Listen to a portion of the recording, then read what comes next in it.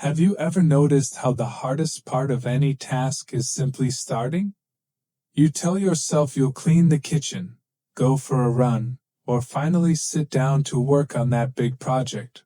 But instead you stall, hesitate, and find yourself sinking deeper into procrastination. The idea of the work ahead feels overwhelming, like staring at the base of a mountain with no clear path upward. But here's the truth. Your brain doesn't hate work. It hates the idea of endless effort.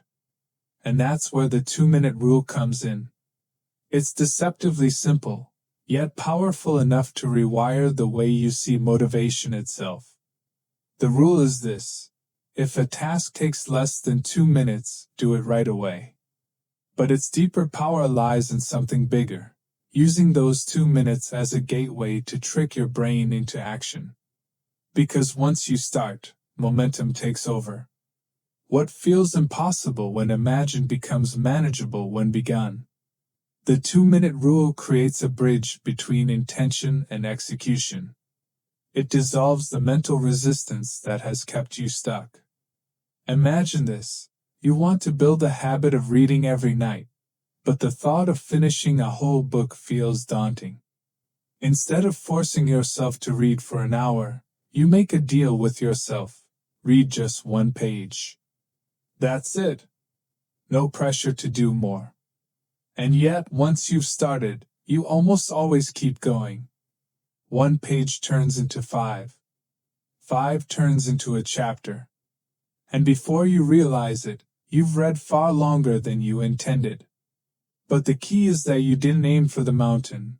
You aimed for a single step, and that was enough to unlock the energy hiding inside you. This works because your brain's hardest job isn't doing the work. It's shifting gears into motion. Think about how much effort it takes to push a car stuck in neutral. The first push feels impossible, but once the wheels begin to roll, momentum makes each step easier. Your brain is the same. It resists the beginning, but once you've started, it naturally wants to continue.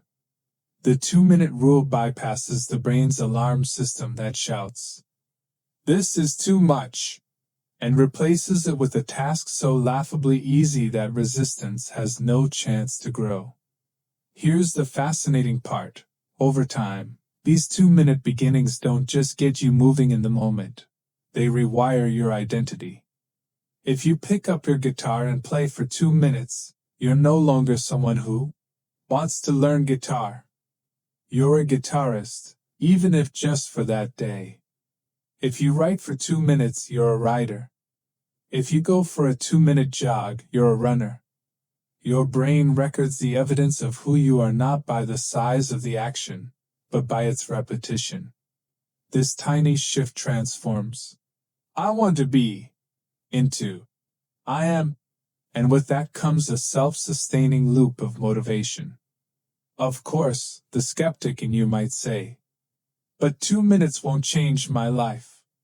And you'd be right. 2 minutes won't make you fit, wealthy, or accomplished. But the magic isn't in the size of the habit. It's in the consistency.